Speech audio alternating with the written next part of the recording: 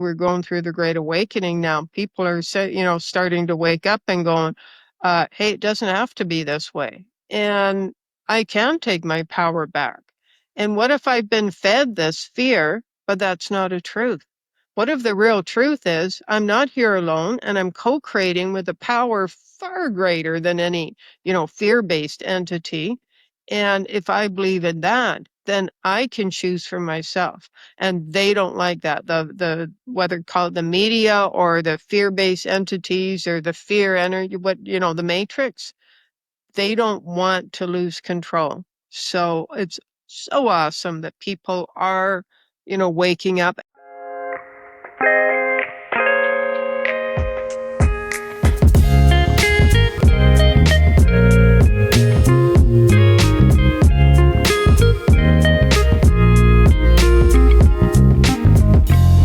Welcome to a Broaderlands podcast. The opinions expressed on Broaderlands podcasts are those of the guest speakers and do not necessarily reflect the views of the host or Broaderlands podcast. Joy, welcome to Broaderlands podcast. What an honor to have you on. Thank you so much for having me on your show. It's great to be here, and I'm looking forward to connecting with you and chatting about different topics. No, thank you. There's so many great topics that you really touch on, and I've been listening to you the last few days and even before, but just getting ready for you, and I'm excited. Talking about maybe I could start off if you don't mind. How would you define trauma? And I would love for you to talk about the difference between generational and ancestral trauma. Those are great questions. How do you define trauma? Trauma would be anything that as an adult keeps you stuck or prevents you from being happy, allowing yourself to be happy, feeling good about yourself can definitely, as we mentioned briefly before, affect money situation, relationships. So if you're stuck somewhere, and whether in relationships or creating friendships, I get that a lot from people, like, how can I go out and meet people? Or money, you feel like your money situation will never change. Take a look at growing up. One, the beliefs you were taught, and like saving for a rainy day. I know a lot of us, I know I certainly heard that, money doesn't grow on trees, or saving for a rainy day, those kind of things you hear, and then the beliefs you're taught. But ultimately that's coming from scarcity. And, so yes, put money away, but do it from a place of abundance. And there must be a lot of people who want to hear about money, because right away we sort of went right into money. And so trauma, I would define it as anything that, keeps you stuck or prevents or causes you to feel less than or not enough.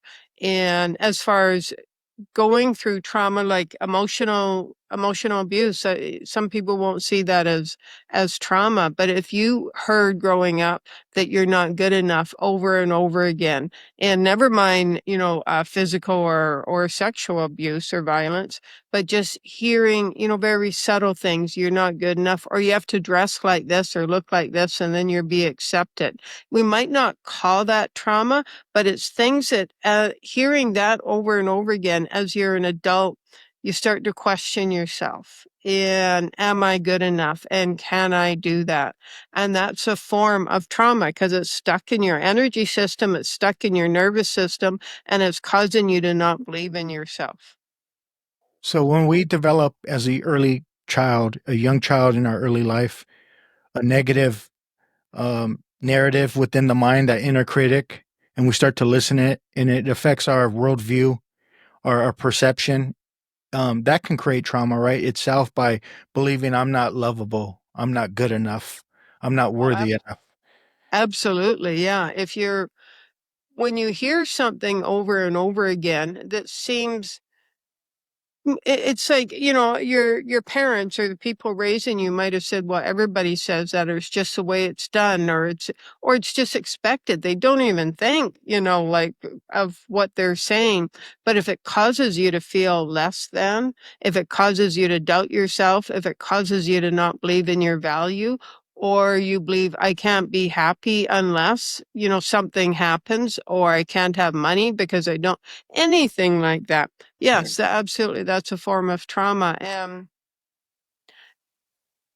that the form of parenting is changing very much from, even 30, 40, 50, 60, years and further. And so people are starting to be more aware, but it was like, I remember speaking with I've had a few clients, different culture, and I remember one client saying, I thought it was just normal to, hit my kids growing up. Like that was how you raise good kids. She was, that's what she was taught and told. So she hit her kids until one night she says, I went to a meeting and, the speaker said, don't hit your kids. This is how it affects them. She says, I never hit my kids after that. But she said, I didn't know. I just thought good parenting was hitting my kids.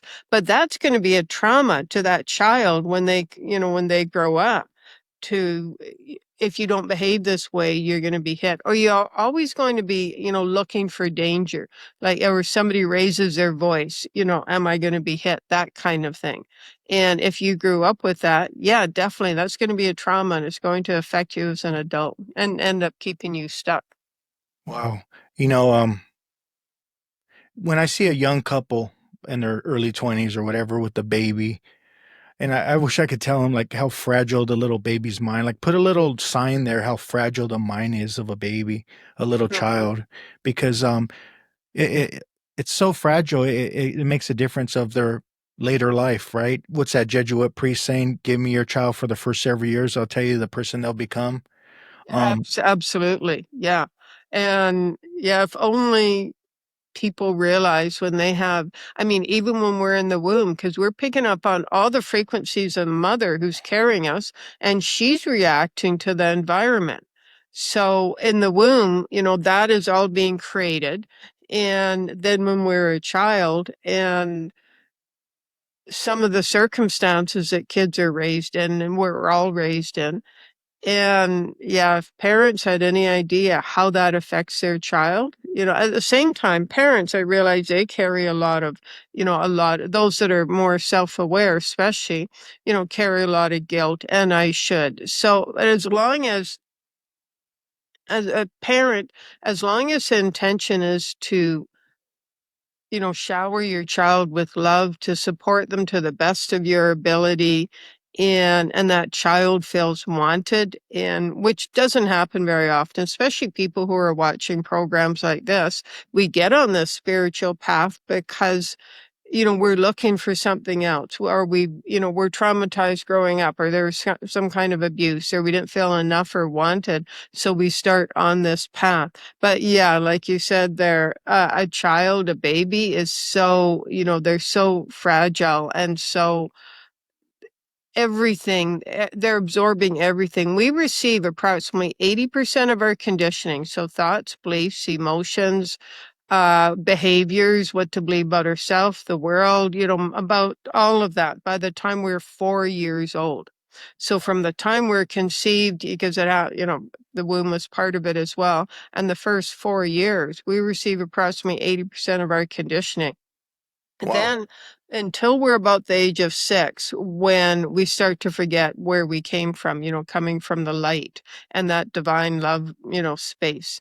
Until the age of about 6, we are absorbing everything that's in our emotional, energetic environment. We're witnessing the relationships between everybody that's there. Like if we have a mother and father, or there's two adults there, or how the adults treat the other kids. We're witnessing, this is way beyond conscious awareness. We're witnessing the energy dynamics that go back and forth, and how people speak to each other, and then the energies that are going back and forth. Like I said, it's way beyond conscious awareness. So then, even just by being an observer, never mind if we're, really abused or traumatized, but even just being an observer, we grow up and we start creating those energetic connections and those energy dynamics. And then that creates our relationships and basically our life and our experiences. So yeah, like you said, it all starts when we're really, when we're so young.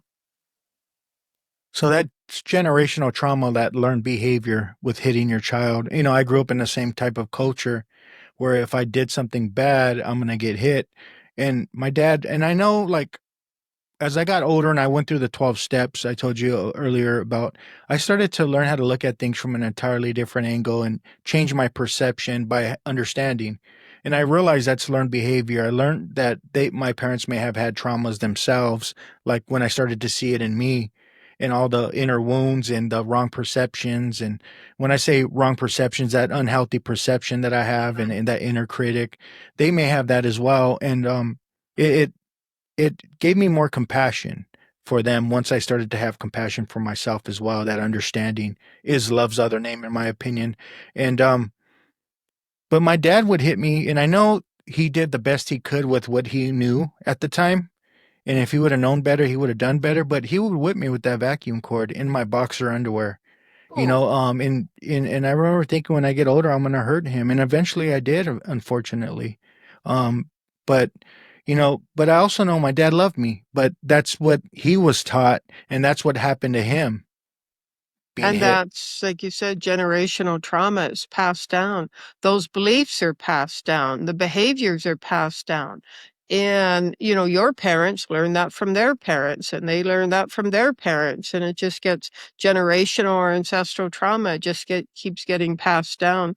Now, I call what we're going through now, especially the past about 5 years, a great awakening, because people all over the world are awakening to there's got to be something different. We're awakening to mental health. What I'm finding is it's like nature wants a balance. Everything's about balance. And we went for years, for centuries, keeping it silent and saying people who have mental health issues or emotional, they were crazy. That happened for, you know, generate years, thousands of years probably.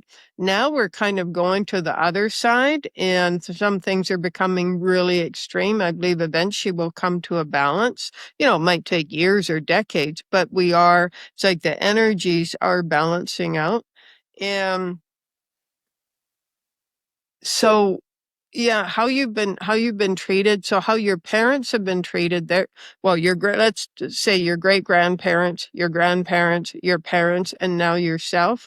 But now a lot of people like yourself are saying, this doesn't work any longer. Like you said, when you were young, you're like, I can't wait to hurt him. And that's generally what happens, and it's happened for many generations, is the abuser becomes the abuser and or continues that pattern. And it takes a lot of self-awareness to release that pattern of, like you said, until you became aware you did hurt your dad back, but then you started becoming aware. And now, rather than continuing the cycle of abuse, and this is one thing about abuse and trauma, once you realize you're doing it, then you become a light for others, and you become part of the awakening and waking up others who have gone through that kind of abuse and saying it doesn't have to be this way. I love that. And there's a saying in the 12 step community, hurt people, or I like to say traumatize people. And I was unaware of that for a very long time, and I was like a tornado in many ways, hurting people emotionally, spiritually, and physically. But today I think spirituality for me is taking responsibility for my own life. Hmm. And if I do act like a jerk at times, I can apologize and make that right. And before I didn't do that kind of stuff. Um, I just want to acknowledge that. I want to acknowledge that you went through that kind of abuse, the trauma, the being beat on, severely beat on. And for a while, yeah, you did follow that path, but you've turned that around. And now you are a light, and your voice is being heard by people all around the world. And that's what we need, people just like, yourself, who is taking that abuse and that trauma and saying, you know what, I've learned from this, and now I can support others and I can guide others. So I just want to take a moment and acknowledge that. Yeah, thank you. I appreciate that. And one thing I want to talk about, like within the family system, is you'll find like say breast cancer runs in a family, or say addiction runs in a family. Could that be a part of like belief systems and unhealed trauma at a collective level within that family instead of just walking into the genes? I think they go together. I think it's they go. The environment goes together. I would love for you to touch on epigenetics a little bit, if you don't mind.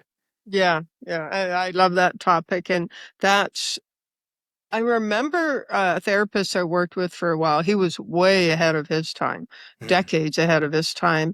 And he was saying that we all have this was his belief and doctors he'd worked with. We all have the genes for everything in our, in our DNA, but the environment turns it on. And, Bruce Lipton talks about that as well. The environment, though I didn't hear him, I've never heard Bruce Lipton say we have the genes for everything, but I have heard him, say the environment turns it on. So if you grow like the health conditions come from the energy of that is based in fear. And everything is energy. So health conditions are energy, whether it's cancer or anything like that. And if you have the gene for something, yes, the medical community will say you've got a higher risk for that. But that very even hearing that and hearing you have the gene, say for breast cancer, that creates fear within you. So you're living in fear. So then you've really got to pay attention to your thoughts, how you feel about your health, and of course, practical things like how you're eating and such. But even if you're eating, there's one speaker out there, you probably know her name. She's very well known, but she was terrified of getting cancer, and she would eat so healthy. She says, I couldn't stand kale, but I was going to eat kale and eat as healthy as I could so I wouldn't get cancer. Sure enough, she got cancer. She went right to the brink. I mean, she had an NDE. They thought she was dead. And she came back, and now she speaks about her experience. And so she had to let go of the fear of that, because your environment, if you grow up in a fear-based and an abusive environment, and plus you've got the gene for that as well, then really pay attention to your thoughts, your beliefs, and the environment you're creating. Create an environment like where you're living now. Create an environment that is as uplifting as possible. So high frequency music, colors, books. You've got some great books in the background there, because whether a person reads them or not, even just the books, the words are high frequency. So create all of that and create your environment so that it's a really high frequency. Pay attention to your thoughts, your beliefs. EFT, emotional freedom technique, that's great for releasing, stuck beliefs or fear. And because what EFT does, you're tapping on meridian endpoints, and it releases stuck energy. So if you're in fear of something, whether it's cancer or whatever it is, it's or running out of money, anything like that. When you tap on that, you're releasing the stuck energy where the fear in that belief or thought is stuck, and then you allow it to flow. So there's all kinds of different techniques and ways of being you can do to, yes, you grew up in that environment, but now as an adult, you have the opportunity to create an amazing environment, both inside and out. I love that. Thank you. Yeah, Bruce Lipton has a chapter in his book Biology of Belief, and it says it's the environment, stupid.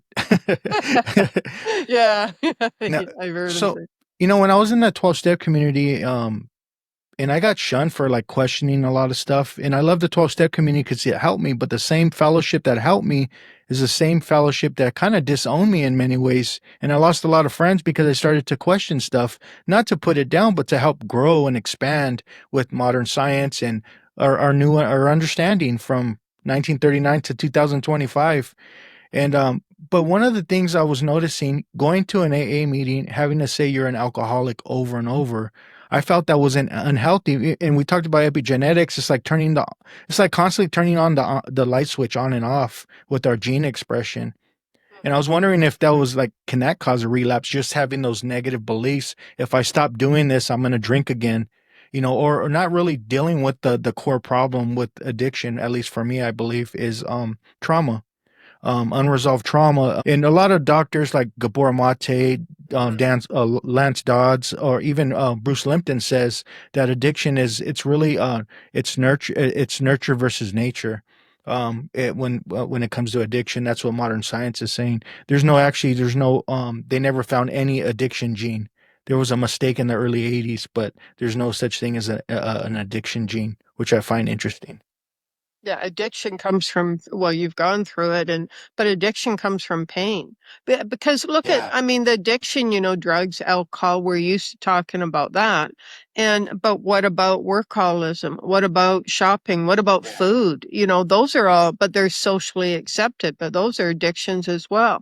Well, I can relate to the eating one, the emotional eating, but that ultimately comes from pain. So yeah, addiction, I believe, comes from pain, and then that comes from the environment you grew up in. And so it's when you mentioned the AA group, like it helped you, you know, become clean, but then you wanted to go further and it wouldn't allow you to go further. And I found that in, spiritual groups as well. In fact, I worked with clients who they were in part of a spiritual group and then they started to voice a different opinion and they just got ostracized and you're not wanted here, that opinion isn't wanted here. And I still remember one client going, what happened? Like she just couldn't figure this out. But when you're in a group of something, whether it's AA or even ascension group or anything like that, there's still, you get a bunch of people, there's a field created and there's a consciousness created. And generally, if there's a group, there's some kind of leaders.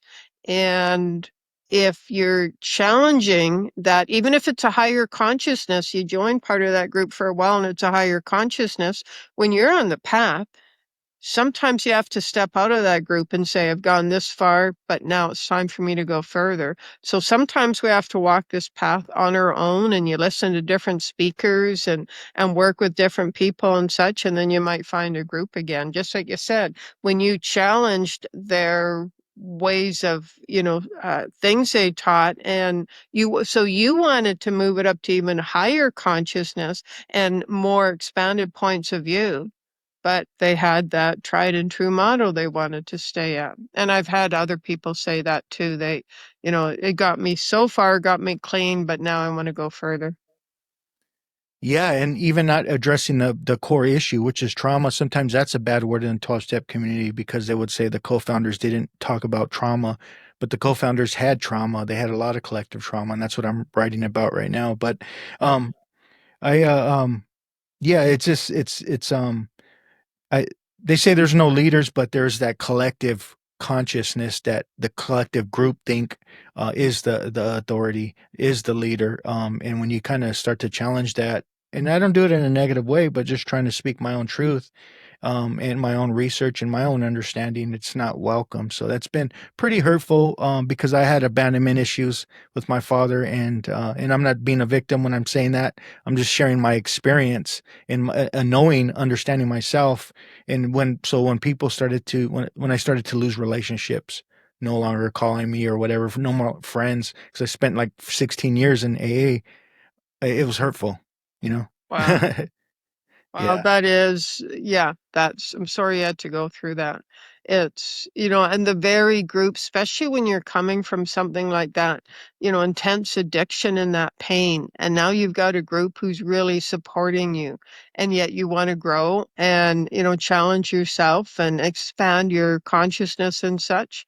And that's not accepted. Yeah, that's really painful. So anybody who's gone through that, just know that the universe knows you have so much more to offer. The universe knows, like we're being watched all the time. Our guides are watching us all the time. And the universe, source, call it God or Archangel Michael or the masters, whatever word you want to use, they know that you are on this path to support in raising consciousness.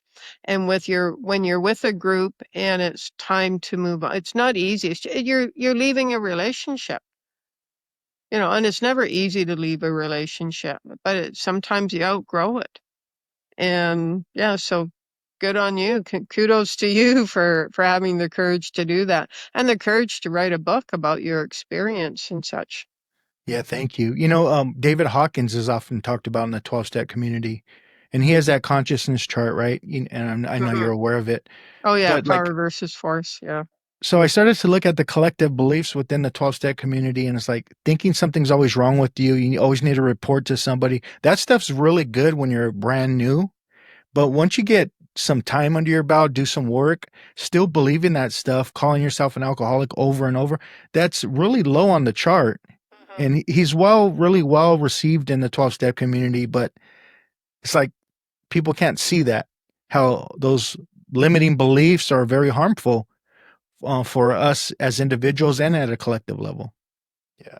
It's interesting that, yeah, I love that. The map of consciousness, the chart, and it gives the frequency for various emotions and such. So for those that aren't familiar with it, it's 0 to 1,000, and saints like Jesus or Saint Germain and that are 1,000. And on that chart, the lowest one is 20, which is shame. So anything below 2,000 or 200, you're stuck in, anger, shame, guilt, anxiety, fear, and such.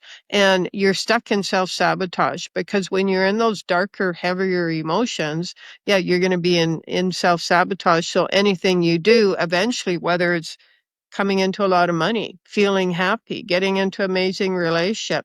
If you're stuck in those dark, heavy energies and frequencies, you're going, and anything good happens in your life, you'd be stuck in, you'd be self-sabotaging. The first one above 200 is courage. And the reason it's, at least I believe it's courage, is because you need courage to decide to, like, challenging the AA group and the beliefs they teach. And you need courage to even watch a show like this, because when you do, it challenges your belief system, challenges what you grew up with. So you're expanding.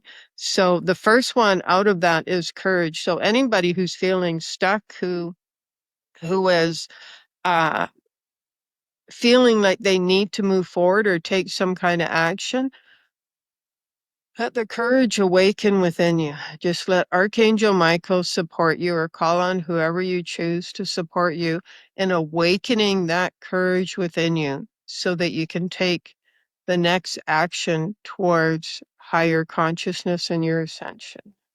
Mm. There you go. I love the term courage, and that's part of your email, one of your emails, and Yeah, and uh courage in action. and that's how I Yeah. got sober. Courage in action. John Wayne says courage is being scared to death but settling up anyways. Yeah. And I love that because Yeah. that's exactly Yeah. what I did, Yeah. walking into the unknown to cross that river for change, and Mhm. it's scary, but I did it, and I yeah, like the saying, courage is taking action despite the fear.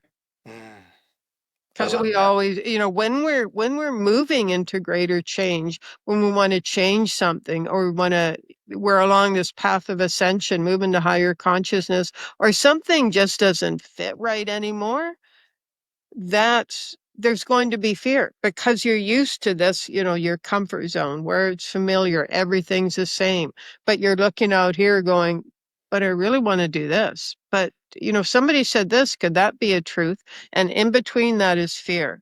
Mm, And so feel the fear and do it anyways. And now sometimes the fear is too great. So you have to use some tools, EFT or anything like that, to release the fear. But if you're expecting the fear to just be gone, then yeah, when you take action, I like to say, because my whole life really has been about fear, just, going through the fear, and I've been in growing, I was in so much fear, until everything scared me except for animals and nature. And but on the other side of fear is freedom. So if you're looking for freedom, walk through the fear. Courage is taking action despite the fear. I want to touch on something you said earlier, that when you go to AA, every time you get up to speak, you have to say over and over again, I'm an alcoholic. And when you say that, I am, anything that follows I am, you're creating. So, like you said, when you say I am over and over again, you're constantly, I am owns what is after that. So, you're saying over and over again that you're owning that you're an alcoholic. And I get what they're saying is you're going to keep working on them. And that used to be, more when we were in the age of Pisces. Things started to change, and, it was December 2021 when we moved in the age of Aquarius. And it was like the way we used to do our inner work and what models have been built on is going, especially with this path of ascension and personal growth, going deep into your pain and figuring that out and going deeper and deeper and what's wrong with me and why did this happen? And so but I did that for 20 years and still until I started doing this and finally started moving forward, like the healing business full time. And now, though, especially as we're moving into the age of Aquarius, and it's a 2,000-year period, but things are starting to shift.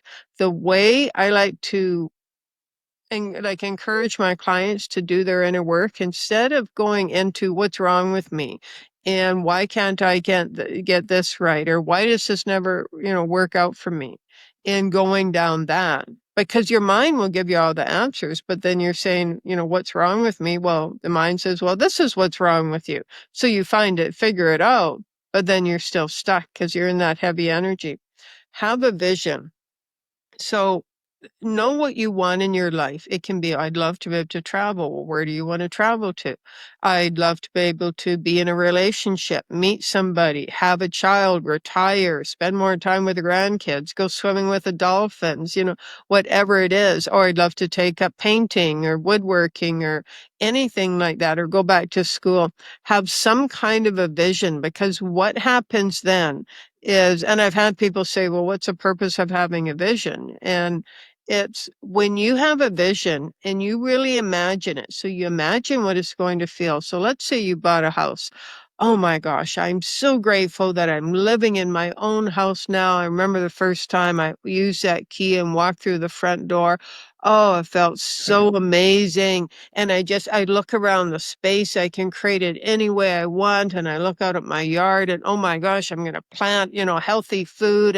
And you're feeling that. You feel that. Well, what happens? See, as your energy expands and your consciousness raises and you feel that gratitude and appreciation and happiness and freedom and expansiveness, all the heavy energies, shame, guilt, fear, lack, it's all going to come up. And so when it does, you just send it to the light. You just keep sending it to the light. And so having a vision, that's one of the most powerful things you can do. Doesn't have to be big, but if for the majority of, 50% of the people I talk to, what's your vision, has something to do with travel. But many people go, I would love to travel, but that's it. Where do you want to travel to? Italy? Okay. So how much are the plane fares? How much is it to stay there? Start to get an understanding of that really and feel into it emotionally. Your emotions are like magnets. They magnetize your desire to you, or your vision to you, and your vision to, back and forth, you to the vision. So think of your emotions like a magnet. That's why you really want to put emotion in that vision. Like you might have heard of a dream board or a vision board. So you've got a board with all these pictures or even sayings, enlightenment or ascension on it, or pictures of where you'd like to go. If you don't emotionally connect to that, you're going to be looking at that dream board for, well, the rest of your life, because it's just a picture. You want to emotionally connect to that. So if you have some kind of picture, it can be on your computer or it can be on a board in front of you, and you emotionally connect to something. So if it's too much, I've seen dream boards that are just Like they're just messy. But have something on there so that you feel when you connect to it, you're like, oh, I can't wait till I'm in Italy or Spain or Australia or wherever it is. And you feel that and you feel the sun, or you feel yourself walking with your toes in the sand and the beach or whatever it is, you feel that. And again, that will bring up everything that isn't that. That's why having a vision and knowing what you want to move forward towards is so important. And the other thing is, when if you're just working on yourself, like in AA, you're working on yourself and you're going into that pain, you're looping. You just keep looping in this circle. You're just, yeah, and that's where you're going in circles. Like people say, why do I keep going in circles? Because energetically, you're just looping. You might feel a little bit better for a moment and you go back in the pain, you feel a little bit better. But let's say now you have a vision. So instead of doing this, your vision's over there. Now you will come back as you dig it out. It's like excavating the past, kind of, that will come up, but then you can send it to the light. Like, let's say you're imagining something, let's say your book, and you're imagining once it's finished, you've done all the writing, you put it together, it's been edited, you've published it, and you go, oh, that feels so good. Now, stuff might come up after, you feel good for a little bit, you relax, you celebrate, give yourself permission to just feel yeah, like I wrote this book, I authored this book, but now stuff might come up. But will they blame me? What will people say? Or you even feel shame about how could I put this out there? Just talk to it. Anything that comes up, if it's an emotion or anxiety, and like I will do this if something comes up. Sometimes I haven't for quite a while now, but anxiety would come up when I was going to bed. Just everything's quiet, it's quieted down, anxiety would come up. And I got to the point where I would just say, oh, there you are, anxiety. Yep, I see you. I see. I suppose there's still something I need to learn here. But anxiety, thank you for showing up. And I'm just going to send you to the light now, because your emotions are energy in motion. They're a part of you, your energy. And so ultimately, emotions, when they come up, whether it's fear, anxiety, guilt, shame, anger, whatever it is, it's a part of you that wants to be acknowledged and accepted. So when you can do that to the emotion, you can acknowledge it by even just saying, there you are, shame. And even if you just want to say, there you are, shame. Yeah, I see you made a visit again. So just going to send you to the light. You've acknowledged and accepted yourself. Well, thank you. Going back a little bit, I'm going to rewind it because you talked about being in a loop, and you also talked about earlier about knowing someone that became a vegan because the fear of getting cancer. And Joe Dispenza says something where he says conscious thoughts repeated often become subconscious thinking. So if I'm always believing something's always wrong with me, calling myself an alcoholic over and over, leave it up to my thinking, I'll screw everything up. Or, if I stop doing this deal, I'm going to drink again, and to drink is to die. That's negative emotions. I also believe that, and Gabor touches on that in the myth of normal, how we can manifest disease or illnesses with our negative trapped emotions and belief systems. The lower frequency beliefs, kind of like the David Hawkins chart. When we're in that lower frequency, do you believe we can create disease, manifest disease because of all of that? And maybe that's what. Absolutely. Absolutely. 100%. It, There's my little dog. He wants to go for a walk when we're done here. No. And your everything, it's all energy. And I know we've all heard that before, but when you really sit with that and go, everything is energy. And so if you've got some kind of a health condition going on, especially if you start to uh, go into fear around it, then you're going to attract other fear energies because you're radiating that 95%, like you talked about the unconscious mind there. And if you have, you learn thoughts growing up, beliefs over and over when you're growing up, that becomes part of your unconscious conditioning. 95% of who we are is our unconscious conditioning. Thoughts, beliefs, emotions, behaviors, that's unconscious. So as we go throughout the day, if you're worried about getting cancer, or you're worried about, oh, what is this pain I felt? Could it be that? Or I feel and you go into fear about that.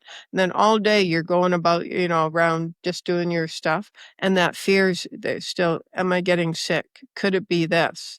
And like somebody who's got the sniffles, and especially when it's, the season, and if you've got the sniffles and it's like, oh my gosh, do I have the flu? Am I getting a cold? Oh, I'm going to lose work, but I need money, but I can't get off work. But what if I'm sick? I can't go to work if I'm then, we just start that downward spiral. Now, all day you're at work, but your mind's stuck in that fear loop. And then you're attracting that energy, that very energy to you. And every cell in your body, whether it's, people say 50, 70, 100 trillion cells in your make up your body, has consciousness, and they're communicating with each other all the time. And so if you're if your unconscious mind, you're not even aware of it, if it's in this fear loop, or you're worried about your health and you're constantly, especially as you get older, I'm 62 now, it's so much easier to go there. And I'm just not going to do it. Yeah, I just won't. I made the decision. I'm not going there. And, in fear around my health. But because if you do that, you're attracting that low frequency energy, and it's that energy that creates that that health issue, combined with, we talked about, the various genes in the body. So now you're in fear, you're attracting this heavy, dense, dark energy. And that is what energetically, now I have no medical training, so I just want to make sure there's a disclaimer here, but energetically, it's that you're turning on that gene that says, okay, you've got this, or this is happening, or you're manipulating, not your unconscious self, your fear is manipulating the energy within you so that you then get sick. Energy is so, if somebody's feeling stuck or they're not sure what to think about something, take a look as much as it's possible at things energetically. So it's like you get out of the five senses and you say, well, energetically, how could this be? If I look at this from an energy perspective and everything is energy, and then that gives you a different way to look at things other than the five senses and our beliefs and what we're taught. It's crazy. It's so easy to be unconscious of all this, Oh, unaware. yeah, it's yeah, if we were conscious of everything, that would be way too much. But just notice the best way to really, like, are you happy in your life? Do you like your life? Are you happy about yourself? Do you feel peaceful? Do you feel energized? Do you feel uplifted, optimistic? And if not, if you're dissatisfied with your life in some way, it's not about being satisfied 24/7, but if you're more or less in fear or dissatisfied or worried about something, then take a look at your beliefs and the energy of that, and trust. Trust that, we're co-creators. Trust is huge. We're not creating this ourselves. We've got our co-creators as well, our guides and such. Often we won't believe in them because uh, sometimes and I see this often. I do a chakra balance, and I'll see this often. I'll go through the various chakras, and then somebody's stuck on the crown chakra, is not open. And so I'll go into why. And often it's because of abandonment issues. They believe they're abandoned by their guides, but it's actually a first chakra issue, which is about family and survival. And so it's like childhood wounds around abandonment. So it's not that. So as a child, let's say you've got, you just weren't like what you went through, the people that were there raising you rather than nurturing you, taking care of you, making you feel safe, making you feel connected, in that they beat you, they abuse you, made you feel not good enough, not wanted. Like you said, you've got the abandonment issue. So now you're an adult, you go out on your own, you've got this abandonment issue, this childhood wound. And now you hear, okay, well, you're on the spiritual path. Well, I've got these spiritual guides and they're going to support me. But you've got this abandonment issue. So in order to keep this abandonment issue going, you will block the seventh chakra so that you don't feel supported from your guides. So if somebody is feeling disconnected from their guides or the spiritual world, or you feel like well, I've got to do this on my own. They're not going to support me. Ask yourself, could I have an abandonment issue here that's keeping me stuck and preventing me from co-creating with, spiritual guidance? Mm. I love that. Thank you. And going back to that, I would love for you to talk about the difference between 3D consciousness and 5D consciousness when it comes to financial abundance and freedom. Like, what is 3D consciousness and what is 5D consciousness? Okay, great question. So think of 3D consciousness, which we've all been birthed into. Our ancestors were birthed into, our parents. It's been around for thousands of years because it's a fear-based consciousness. It's like a thread. Think of fear as a thread, and it holds all this together, all the limiting beliefs, the thoughts, and anything that aligns with, and behaviors, anything that aligns with fear, which is guilt, shame, anger, anxiety, helplessness, feeling powerless, not, core beliefs like not enough. That all aligns with fear. That's a 3D consciousness. A 3D consciousness it's limiting, it's restrictive, it's about struggle and scarcity. So if you feel limited, if you feel stuck, if you feel you're in struggle, you're in a 3D consciousness. So now that you have that knowing, you can go, okay, well, where do I want to go to?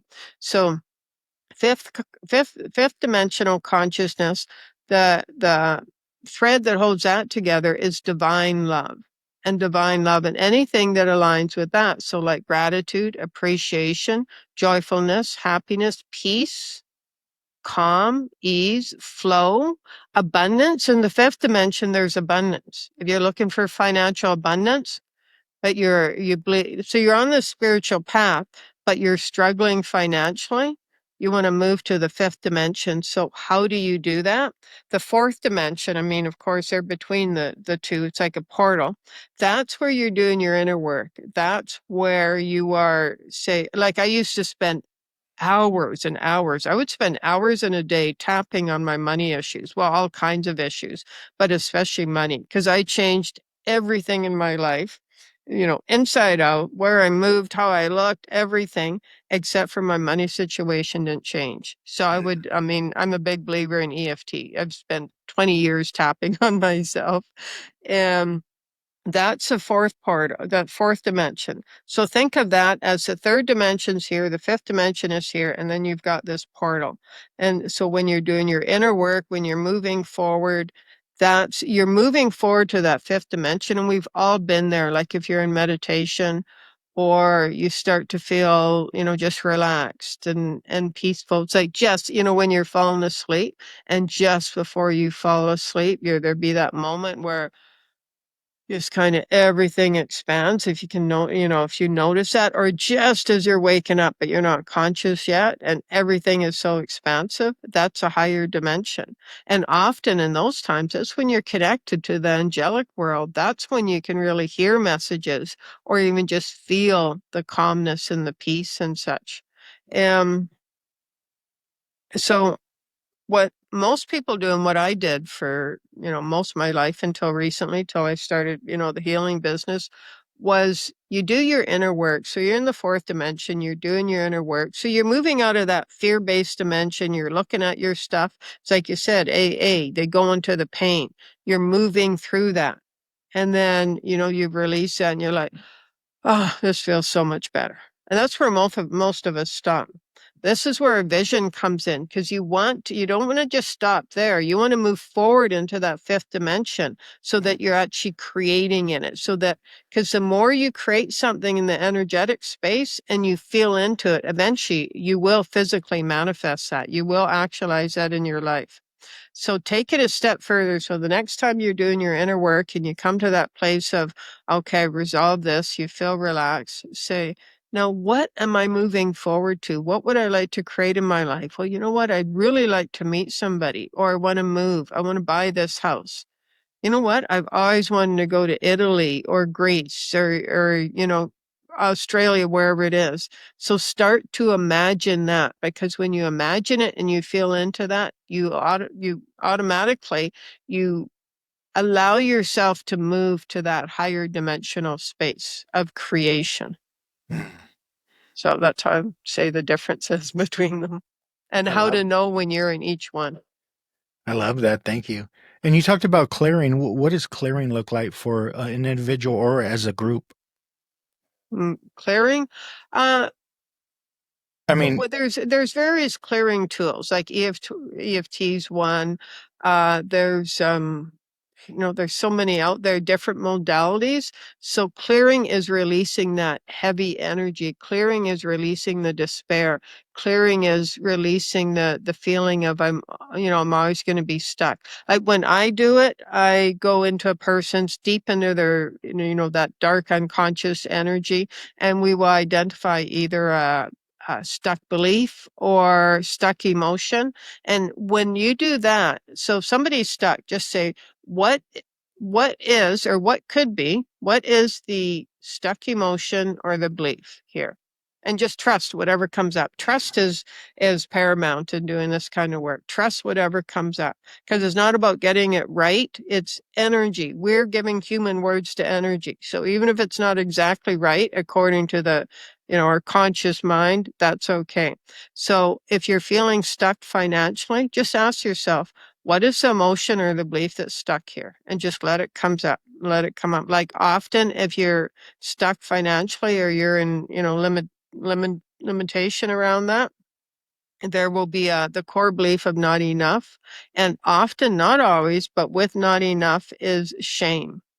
And so when you can identify that and you simply identify, don't judge it. If you judge it, you keep it stuck. You simply identify it and say, oh, I'm stuck in not enough. Well, how do I feel about that? Shame. Oh, right there. I could feel a lot of people wanted to judge themselves or shame themselves for feeling shame. But you've got to let go of that. Just say, oh, there's shame. And then you can just say, okay, shame. Well, thanks for showing up. Just going to send you to the light. Now, if you do that once, it's not, you might feel lighter for a few seconds, but you do that over and over and over again. That's one of the ways to get out of stuck. And in that way, that's when I talk about clearing, you're clearing out that heavy energy. And then that's, if you want to take it further, they can do that really way faster than I said it here. You can do it really quickly, just even if you're at work and you've got a break or you just have to look away from the computer for a moment or something like that. And you think about your money situation. Oh, feeling stuck around this again. What belief or emotion could that be? Oh, I'm feeling shame around that. Okay, well, shame, thanks for showing up. I'm going to send you to the light and you go back to work. Yeah, it can be that quick. I love that. Thank you. I was thinking about the media. Whoever's controlling the media, there's a lot of fear. Rather, even in politics, rather what people call themselves, they're being fed fear in different ways. Um, is that creating an unhealthy country at a collective level? As individuals, people are just becoming fed a lot of fear, and I wonder if that's creating something within individuals, like in America, as an example, with all the fear constantly being fed to them over and over. Fear of this and controlling beliefs, like, okay, if this is your belief system, we're gonna throw some fears to threaten that belief system, and it's just constantly going on in the media, social media as well. Yeah, those fear is very much, especially the past 5 years, we've been marketed a narrative of fear worldwide. I mean, it was there already, and it's all about marketing. Fear, when somebody's in fear, then, they bring out a new product. How do they sell it? They sell it by, well, if you don't have this, you're not going to look like this person. What if this person doesn't like you? What if, that everything it's sold by fear. And it's about marketing and it's about control. Because when somebody's in fear, they will give their power over to others. Look at what we've gone through the past 5 years. Oh, you're going to keep me healthy. So then, so the media creates fear. And so then, okay, well, there's this, and I'm not talking about whether it was right or wrong or this, nothing like that, but it's about the energy of it. When you're in fear about something and you're feeling helpless, and you're feeling overpowered and you feel like you have no other choice, you will listen to somebody else. You will listen to what they're saying because you feel powerless to change it. you feel powerless to do anything about it. Well, so that's why people create fear. And that's why through generations, that's why parents learn to create fear in their child, because the way the people, first of all, the family had to stay strong. I'm talking like hundreds of years ago, 100, 200, 300, 5, 1,000 years ago. The family unit had to stay strong. So they had to make sure that the children didn't think differently than the family or stray or anything like that or have a different opinion. The way to do that is to create fear. You have to believe this because we have to stay strong. Because then when the family stayed strong, then it created a village, and now you've got a village and everybody, we're talking about groups, everybody thinks the same. But that's how the village stayed strong. So the way ancestrally people and families stayed together, and villages and, towns and cities and everything's really, growing, and is through fear. And you have to behave and you have to think this way because the family has to stay strong. But that's all changing now. And that's why I say we're going through the Great Awakening now. People are, starting to wake up and going, hey, it doesn't have to be this way. And I can take my power back. And what if I've been fed this fear, but that's not a truth? What if the real truth is I'm not here alone and I'm co-creating with a power far greater than any, fear-based entity. And if I believe in that, then I can choose for myself. And they don't like that. The whether called the media or the fear-based entities or the fear energy, the matrix, they don't want to lose control. So it's so awesome that people are, waking up, and that people like yourself that have that story of abuse are saying, no, this doesn't work for me any longer. And you've created this podcast and you're getting the word out, and people all around the world are hearing of your story, your speaker stories, and people are saying, you know what? Maybe this fear isn't real. Maybe it's something I was taught and I continue to be taught, but maybe I am way more powerful than I realize. And you're way more powerful. That spiritual power within you, within each of us. If we believe that, even believe that just a little bit, then we start to release the fear. And then the fear doesn't have the same power over us. And I've heard that as far as media, like mainstream media, it's controlled by 5 families around the world. So we're all being, all around the world, we're being, fed the same stuff, and we're being fed the same fear-based stuff. And even independent media, not all, but some, much independent media creates anger. So where the mainstream media creates fear, often independent media creates anger. Now, anger is a higher frequency. And, we've all got the part we play in this, in life. And so one thing about anger, people who are out there actually marching and protests and saying things and that. And even though they're angry, they are waking up people. And sometimes that's the only way people will wake up if they're stuck in a fear-based consciousness. The anger is the next frequency that they can relate to. But then once they come to that place, then they wake up to even higher frequencies and higher point, consciousness points of view. So it's there's levels of consciousness, of course. So those that are stuck in, their anger, they've awakened, but they're stuck in their anger. They're still doing, that's where they're supposed to be at this time, but they're still moving along the path. Yeah, I love that. Thank you. I was going to ask you too, do you believe there's some other entities controlling the behind the scenes that's creating this fear-based negative stuff? Because like going back to health wise, like African Americans, for an example, they will say, well, this runs high for African Americans, this type of disease. Well, why doesn't that run high, that type of disease in Africa for Africans? And it's really just a fear based and collective traumas African Americans have experienced or being fed the fear with racism and whatever else, or any group like Mexican Americans. You can say the same thing. Why isn't this disease high in for Mexicans in Mexico? Hmm. Um, I think it goes with our belief systems and our collective traumas as well. Oh, absolutely. Yeah. The beliefs and it's like, every culture has their own beliefs, Yeah. and they're convinced of that. And that, yeah, that's an energy. Your beliefs are energy. And if they're fear-based, or if they're, I have to do this or else, well, fear-based, then you're attracting fear. And you're aligning with that, because 95% of who you are is unconscious, but it's still within you. So if you're in fear and you're stuck and struggle, and you're stuck in that fear energy, that's still radiating out from you. What's within you radiates out from you. So you align with other energies from people, places, experiences, events, and you bring that into your life. So from what is within us, you are creating your life, and you're creating your experiences. And generally, like, we've all grown up in the fear-based environment. It's been around for thousands of years.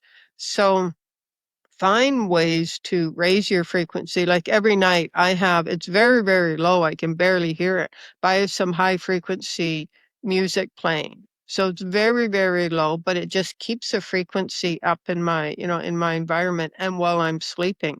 Because when you're sleeping, you let go of the conscious mind. And then and if there's a lot of stuff to process, a lot of inner work, like you're still stuck in a lot of fear and such, that can all come up while you're sleeping. But when you kind of counterbalance that with high frequency music, or if you have any crystal bowls, or anything like that, just so make your bedroom your environment a really peaceful place to live in. And yeah, I believe that there are dark energies out there and entities. And what I see is, kind of have the vision in my mind of, there's you're the classic empath narcissistic relationship. And narcissists, and we've all dealt with them, and those that can be really controlling and manipulative and such. But they are also being controlled by not just people in their life, and people that raise them, but also I see them as almost soldiers, and there's dark energies that are controlling their beliefs, Wow. their thoughts, until it's become automatic. That's who they are. That's who they present as. But there are dark energies out there, entities that they find, that person when they're born, they're raised in that family, and they've got the narcissistic tendencies anyways. And the dark entities, they're just, the narcissistic person is just being a soldier. And just like in war, there are people, the troops will go out on the field. Well, they've got people behind them, higher up, saying, you do this. And that's how I see the energy as well. Like entity attachments, right? Yeah, They become attached to you, to your energy. exactly. Suck Yeah. it up like an algae fish. Yeah. Yeah. Yeah, it's interesting. And that's why we're being fed so much fear, because we're easily controlled that way. And they need you in a group mentality. They don't want authenticity. I always say the greatest minority in today's world is authenticity, not skin Mm, color. And but we're starting to wake up from that, and people are starting to question stuff. So I'm grateful for that. yeah. Which is awesome. And there is it does mean, and people are experiencing it now, things are really chaotic. And even if you're not living in that, I live in where I moved recently, and I live in a pretty quiet life and such, but the energies are still really chaotic. And there is a lot of chaos, but know that for anybody who's really struggling or really going through it right now, you're part of the change. There is a lot of chaos, but we are going to get through this. And remember, you have power. There are powers far greater than us, us humans, that are here to support you, and call on them. They will always, we have free will. As humans, we will, stomp all over, trample all over somebody else's free will, that control issue and such. But the non-physical benevolent light beings, they will never do that. They're always there to support you, but you need to call on them, and you can call on them, not say Archangel Michael. You can just say the word Archangel Michael, and he's there supporting you. Or you can, if you want something, Archangel Michael, please support me with my health. This, you can give a big detailed list of what you want or your house you want to buy or anything else, and then say this or something greater. This or something greater. Like I've had people say, well, I don't want to ask for, this much money a month or a year because then I'm limiting myself. I say, go into detail and then just say this or something greater and you hand it over to them. And they will always give you something greater than you can imagine. Because even though imagination is a fifth degree ability or fifth dimensional ability, but at the same time is still limited by our experiences and our conditioning and our personality and that. But when you hand it over to them, it can be amazing what happens. Wow, thank you. I've heard you make a comment on false evidence appearing real. And I love that because that's a famous saying in the 12 step community. What's your take on false evidence appearing real with someone that comes in with unresolved trauma or suffering from addiction? Uh, I don't. I used to say those words, but not so much now. It's like, what's the fear one? Fear is false. Evidence appearing real. Yeah, okay. That's it. Yeah, that's what fear is. And I used to say that, yeah. Not anymore, because while what you're scared of, let's say you've gone through a lot of abuse growing up, and that's not happening any longer. So yeah, you can say that's, false evidence appearing real, but it's not to your nervous system. To your nervous system, see, if you've gone through that trauma, you've experienced that. And for a child, even if you've seen somebody else get hit or beat on, a sibling or a parent, to witness that, your nervous system will affect your nervous system in the same way as if you were being beat. So for anybody who didn't get beat but saw a sibling or another parent get beat, you have been traumatized and is stored in your nervous system. So while in the physically that particular event may not be happening now, your nervous system is stuck in that trauma. It's like a shock. And as a child, events that happen that have a high emotional impact, and especially, well, a fear-based high emotional impact, that really is like a shock. And that gets stuck in your cells and your nervous system. And then the nervous system and the brain, of course, they're communicating. And that's why we can get stuck in hypervigilance is, we're always looking for danger. You might live in a really peaceful, beautiful area, even, high wealth area. But if this trauma is still stuck in your nervous system and it's sending signals to your brain, look, look around, make sure in case there's any danger, it might be around the corner, and you might have been safe for years or decades. Nothing's happened. So to your brain and your nervous system, it appears very real. And that's where you want to go. And we can do this at the end if I've got a few minutes. Go into your nervous system, bring some calmness to your nervous system. And then go to the brain and, do some balancing there and some acid light to uh, um, bless your brain. There you go. And then calm that down and keep doing that. And eventually that fear will be released. But to your brain and your nervous system, even if it's decades later, it can still appear very real. Thank you. Do you believe in reincarnation? I do, and I know it's real that we incarnate again. We come back for many of us. But I would love your take on it. I think the more we can understand reincarnation, or we come back in different spacesuits, the less ignorance we'll have on gender, on races, on skin color, and etc.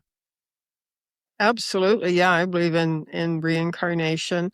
It, I mean, of course, we're coming back in a different physical body, but our soul goes from body to body. And the memories, like if we have any trauma from a past life, and it won't necessarily show up in the next life, but eventually, I believe, because often when I'm working with somebody, past life will come in and it'll just, show up, and I'll go there and see, what's going on. And what I do is go to the moment of that past life just before your death.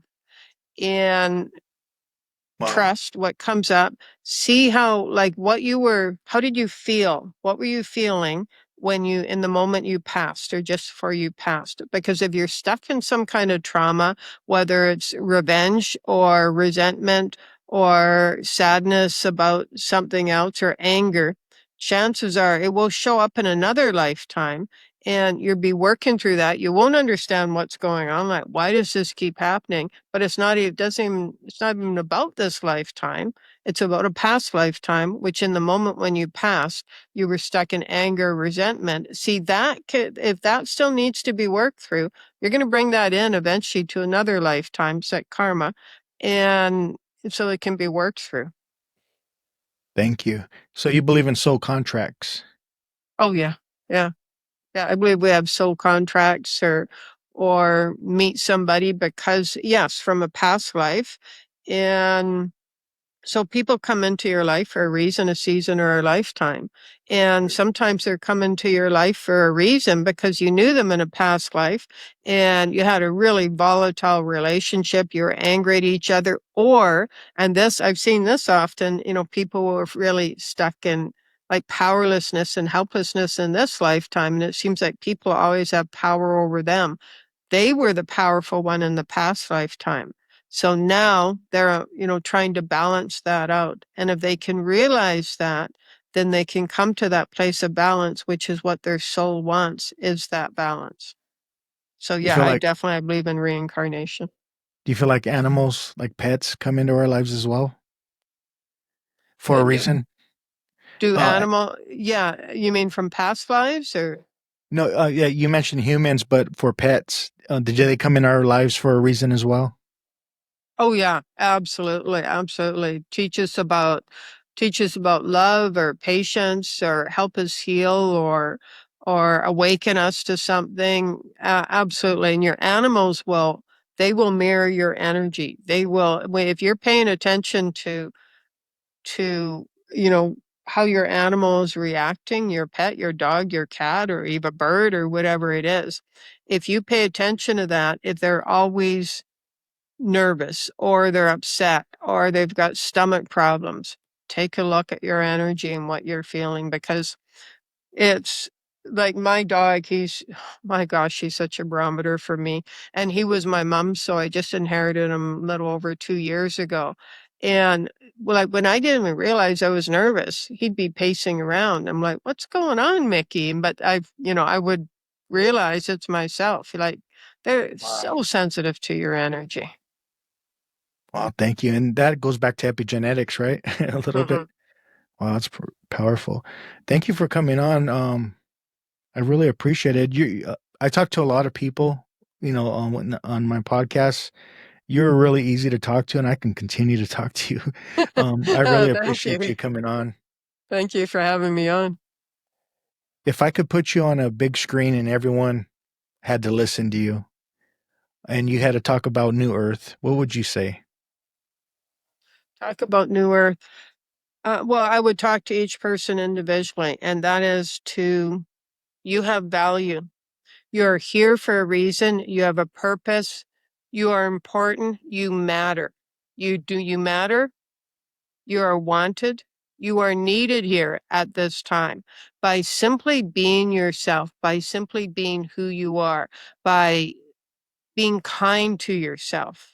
You make a difference because when you're kind to yourself, and you use self talk to be kind to yourself.